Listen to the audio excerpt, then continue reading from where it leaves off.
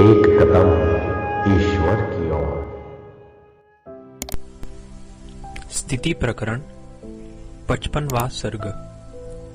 पूजित श्री वशिष्ठ का दाशूर के साथ वार्तालाप, कदम्ब शोभा का दर्शन और प्रातः काल गमन।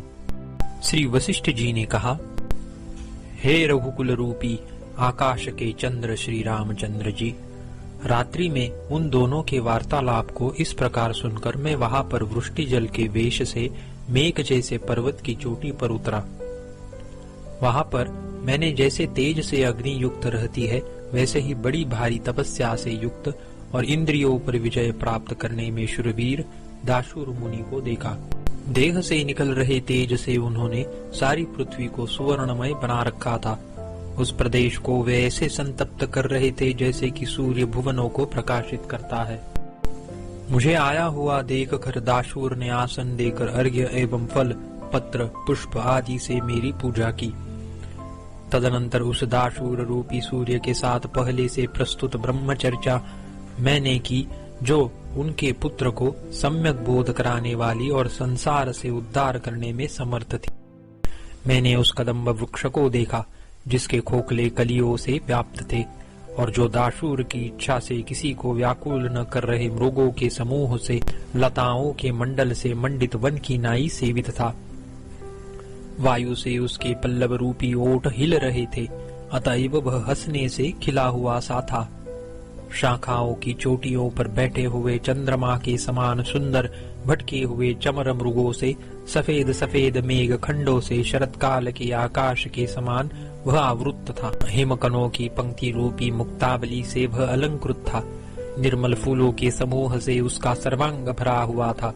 अपने पराग रूपी चंदन के लेप से वह जड़ से लेकर चोटी तक लिप्त था और अपने पल्लवों के विस्तार से प्रचुर एवं लाल रंग के धोती, दुपट्टा, अंगरखा, पगड़ी आदि से युक्त था।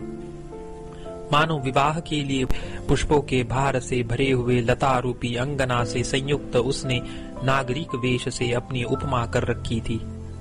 मुनियों से बनाई हुई पर्णशलाकाओं के आकार के तुल्य लता मंडपों से वह विभूषित था तथा महोत्सव के समय पताकाओं से सुशोभित नगर के समान वह मंजरियों से सुशोभित था।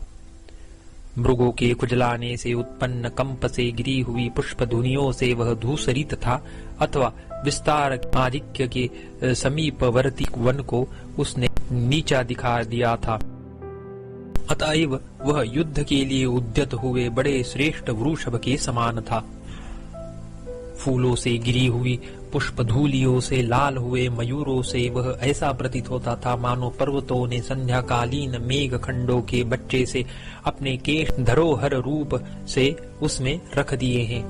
पल्लव रूपी लाल हाथ वाले, पुष्प रूपी हास से सुशोभित, मकरंद रूपी मद से घूर्णमान, केसर से पूर्ण, अतएव पुलकों की शोभा धारण करने वाले, पुष्पों से अत्यंत निबिड़ और वनवायु से चंचल, कुंडल रूपी निद्रालु नेत्र वाले, स्तबक रूपी स्तनों का पल्लव रूपी करों से स्पर्श करने वाले, पुष्पों की धूली राशि रूपी कुमकुम से रक्त वस्त्र वाले, लताओं से रचित वितान रूपी घरों के झरोकों पर अनुराग रखने वाले, चिकने रहे पत्तों से भरी हुई पुष्प युक्त लताओं के झूलों में कौतुक पूर्वक झूलने में विलासी।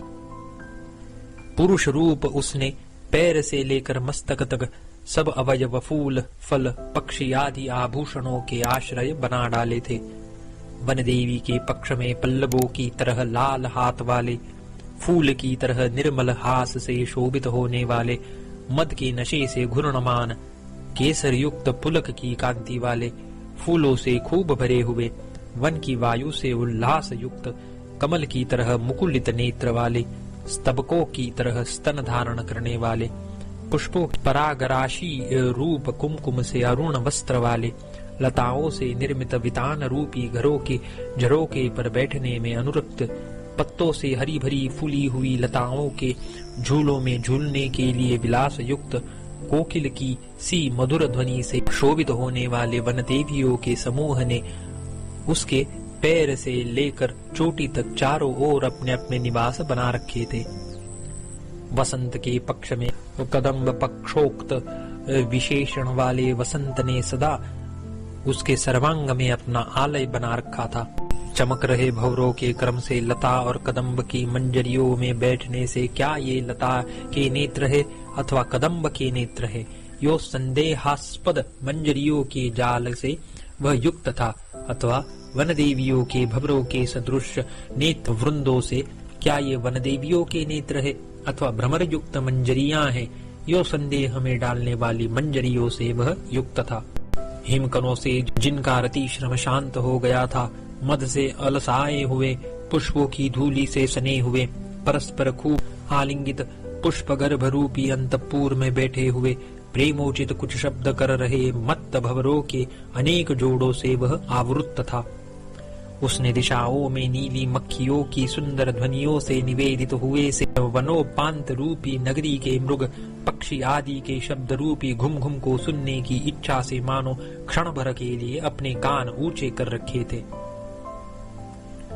पल्लवों में जो तकिए के तुल्य थे, निद्रावश अथवा चपलता से क्षण भर रखे हुए दर्शनीय सिर वाले अतएव चंद्रमा की किरणों से आच्छादित वनादि रूप अवयव समूह वाले, भूमि को रात्रि के बीतने की प्रतीक्षा से देख रहे वनस्थलियों के पुत्र रूप एवं पत्तों के जालों के अंदर छिपे हुए और मुनि के प्रभाव से मूर्तिमान विनय की तरह स्थित बंदरों से उसके अधोभाग और शाखादि अवयव शोभायमान थे। घोंसलों में सांस ले रहे पक्षी मुनि के प्रभाव से निश्शंक होकर सोने के कारण नहीं दिखाई देते थे। पहले भंवरों से परिवेष्टित दैववश पकने के कारण नीचे गिरे हुए फलों में समीप में बैठे हुए मृगादि प्राणियों की अंग रखे की भांति चारों ओर से परिवेष्टित मंडलियों से भक्षण और मर्दन आदि की आशंका से भंवर आदि वहां पर संदेह युक्त और भय से मुक्त थे। तात्कालिक जप में रुद्राक्षमाला की तरह लटक रहे लता गुच्छों से उसने सारे वन को सुगंधित कर दिया था। फूलों से आकाश को मानो मेघाच्छन्न कर दिया था। पल्लवों से सुशोभित घोंसलों से उसका सारा भाग काला हो गया था और जड़ की भूमि पर धूली कदम्बों से उसकी फलराशियां मिश्रित थी।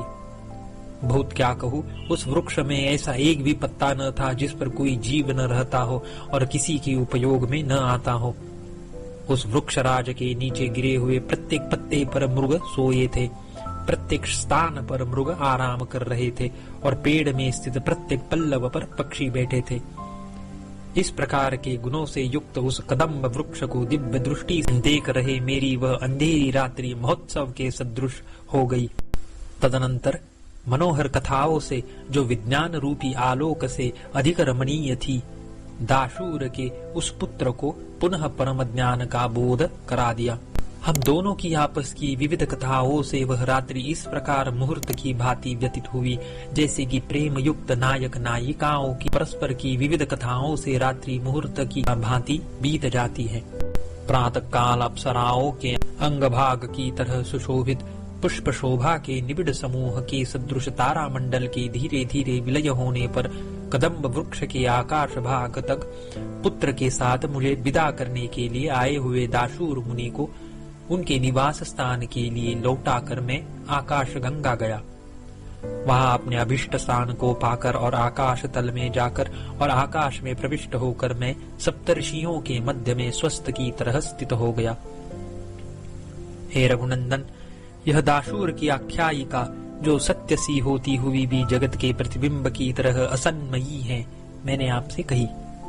हे श्री रामचंद्र जी, जगत स्वरूप के निरूपण के सिलसिले में यह जगत दाशूर की आख्यायिका के तुल्य है, यह मैंने बोध के लिए आपसे कहा।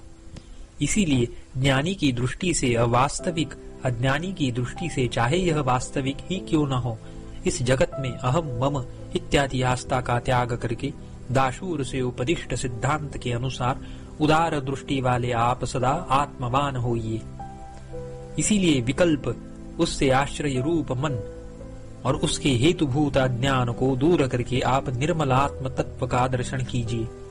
शीघ्र उस उत्तम पद को आप प्राप्त होंगे जिसकी प्राप्ति से तीनों भुवनों में आप पूज्य हो जाएंगे। 55वां सर्ग समाप्त।